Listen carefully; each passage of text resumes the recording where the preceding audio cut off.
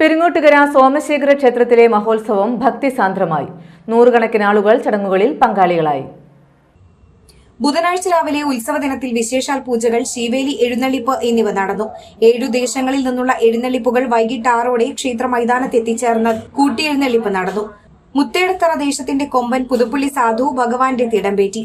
ചാഴൂർ കുറുമ്പിലാവ് ദേശത്തിനായി പുതുപ്പള്ളി കേശവനും, ആലപ്പാട് പുല്ല് പുറത്തൂർ ചിറക്കൽ കാളിദാസനും, കിഴക്കുമുറി മീനാട് വിനായകനും, വടക്കുമുറി കുട്ടംകുളങ്ങര അർജുനനും, താന്യം ദേശത്തിനായി തൃക്കടവൂർ ശിവരാജവും, കിഴുപ്പള്ളിക്കരയ്ക്കായി ചിറക്കര ശ്രീരാമും അണിനിരന്നു. പള്ളിപ്പുറം വൈശാഖന്റെ മേളം ശീവേലി എഴുന്നള്ളിപ്പിനകമ്പടിയായി.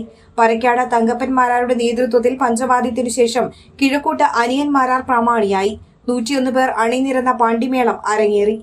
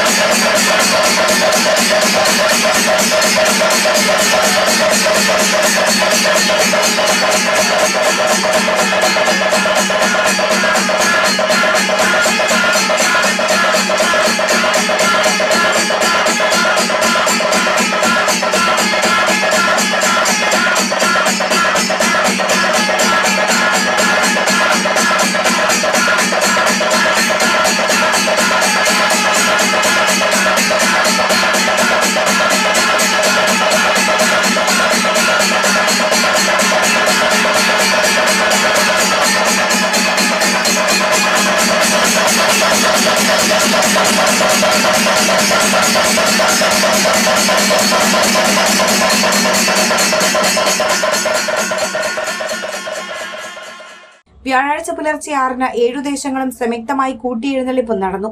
തുടർന്ന് ആറാട്ട് ഘോഷയാത്ര, ആറാട്ട് കഞ്ഞി വിതരണം, കൊടിയിറക്കൽ എന്നിവയോടെ ഉത്സവ ചടങ്ങുകൾക്ക് സമാപനമായി.